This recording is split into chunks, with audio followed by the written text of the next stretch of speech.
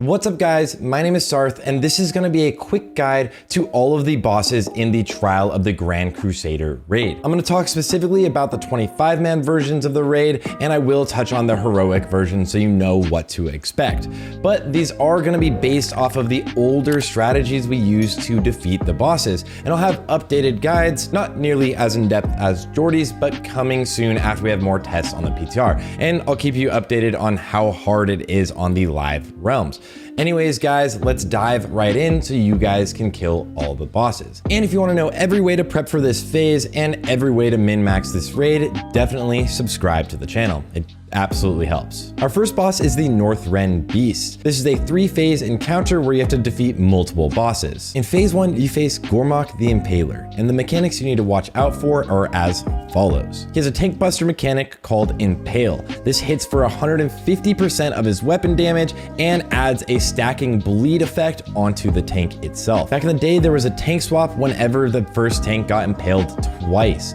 I would think we might be able to actually live a little longer than that now, so just be wary. And you can bop the debuff off, so if you use cancel aura, you could potentially actually see people just stacking this really high and then instantly getting it off. The boss should be tauntable, so you don't have to worry about any melee dying. His next mechanic is Staggering Stomp. This is an AoE knockdown that has a 15-yard range and interrupts all spellcasters for 8 seconds. We either need to use Aura Mastery or have all range be at least 15 yards from the boss. Every 20% he'll throw a snowballed vassal. This is basically like a parasite he throws on top of a random player, and it can fully lock down casters. So they need to be killed early. At least that's the old strategy. I think we might actually end up cleaving them down. They do an AoE firebomb, but I think we can live through this and cleave them down pretty quickly. So just be aware of that. Either way, if you have to, turn to whoever's being targeted by this and nuke it down. And lastly, every time he throws one of these guys, he gets a little bit empowered and does a little more damage. Next up is Acid Maw and Dreadskill, two Jormongers. They're giant worms. One of them does fire damage and one of them does nature damage. Now at the start of the fight, Acid Maw will be stationary. He's like halfway submerged, and Dreadskill can move.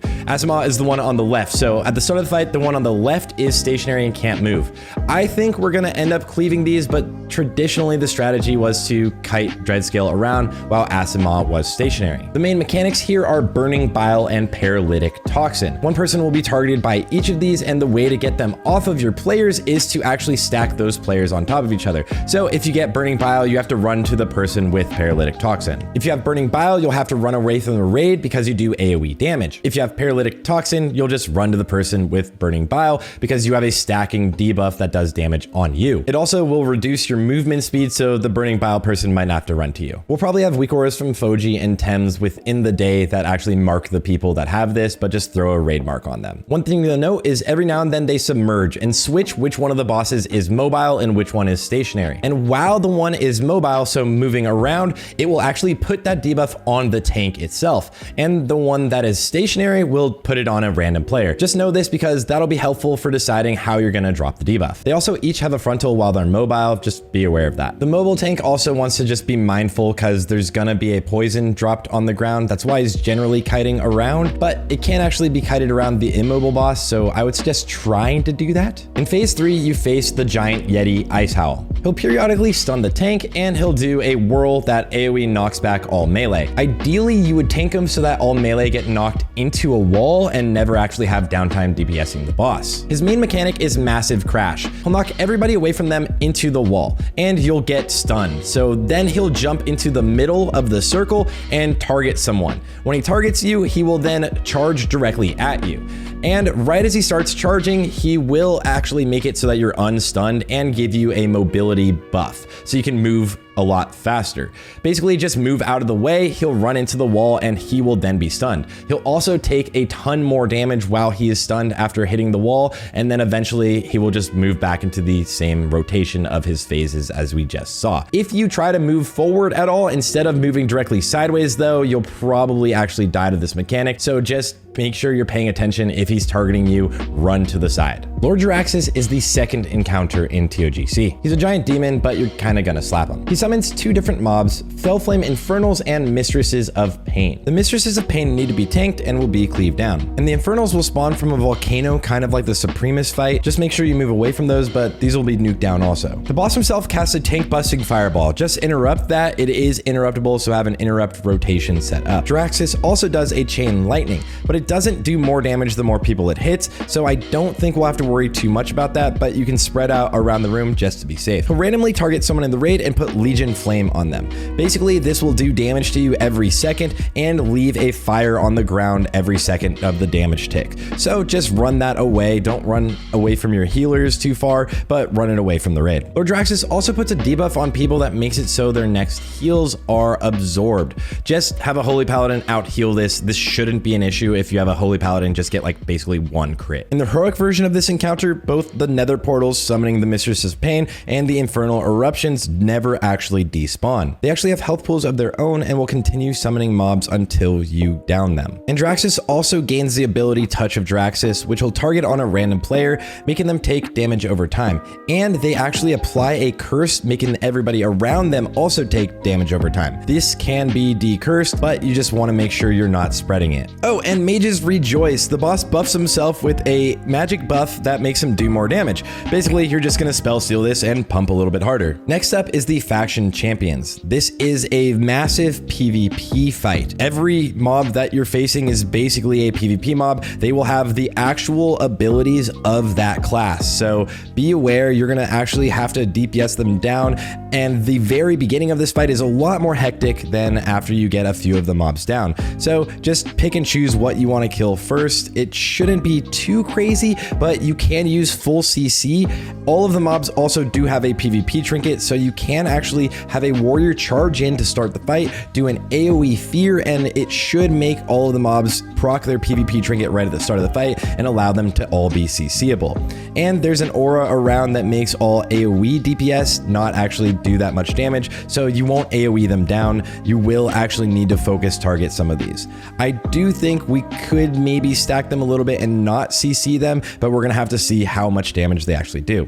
And if the melee mobs do target you, if you're a caster or a healer, just run away from them. Make sure they're slowed, CC'd, sheeped, blinded, anything like that to make sure you can continue DPSing this down. Next up, we have the twin Valkyr. These are gonna be two mobs, one light and one dark, and they do respective damage. You'll also see these 4 orbs around the room, one light and one dark on each side. If you have the light buff, you will do more damage to the dark mob, and if you have the dark buff, you will do more damage to the light mob. Every now and then, one of them will put a shield on themselves. Once you break the shield, interrupt the AoE pulse. Little orbs will ping pong around the room, and you actually want to soak them up with the same color to get a DPS buff. But if you soak up the ones of the opposite color, you should be taking damage. Take them on top of each other because you definitely want to be cleaving these. We might end up doing the strategy where nobody switches attunements. You have part of the raid be attuned to light and part attuned to dark, so that you actually just keep cleaving them down the entire time and using things like DSAC when the AoE damage is going out. That's pretty much it. Buff yourself, don't take extra damage, break the shield, interrupt the bosses, and cleave them down. Anub'arak or anub'arak is the last boss in this raid, and probably gonna be the most challenging one. There's 3 phases. The first one, where you're fighting the boss up top and you're tanking him normally. The second one, he will go into the underground. Basically, he'll burrow and then chase people.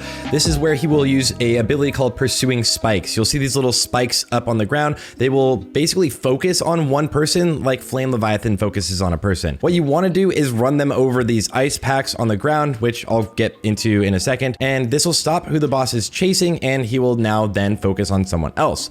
But you don't want to directly run over these right away because he actually gets faster as he's chasing you. So at the beginning, he's really slow, and then eventually he'll get really fast and he'll make sure to reach you. We all should have rocket boots nowadays, so you should be able to take him really far away and then rocket boot directly over an ice patch, which will make it so that he actually breaks less of these patches, because on heroic mode, you have a limited number of these. And the way you get these on the ground is by breaking the orbs in the air. Just have your range do this periodically to make sure you have enough on the ground. But but if you run out of them, like I mentioned earlier, for heroic, you will be screwed. In phase 1 and 2, the boss also summons Nerubian Burrowers. These are adds that will do a ton of damage. We're thinking that block sets will work to actually have these all be tanked on one person, but if not, you'll need multiple tanks to pick these up, or just one tank that's picking up the adds. And make sure they are tanked on top of one of these ice patches. If not, they will burrow themselves, so you want them to not submerge,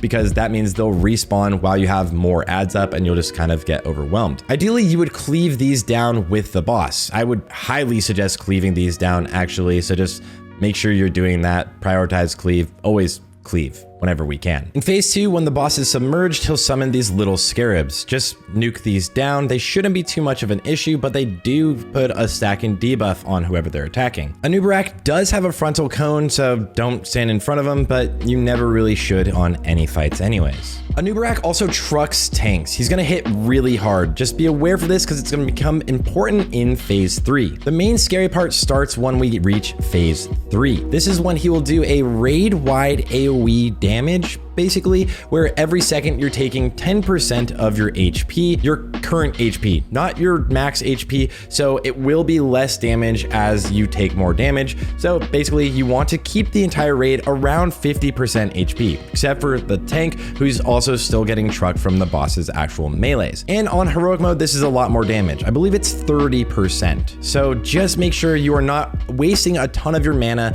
during this phase. We might see Bloodlust used here, probably early on at least. Bloodlust used here to burn through this phase and down the boss, but he won't have other mechanics you need to worry about nearly as much. Keep the tank alive, and don't worry, as you get low, you are again taking less damage per second. You don't actually want to be topped off. And if you have enough damage and solid enough healing, you will down anub'arack for yourself. Congratulations, guys, you have just cleared Trial of the Grand Crusader.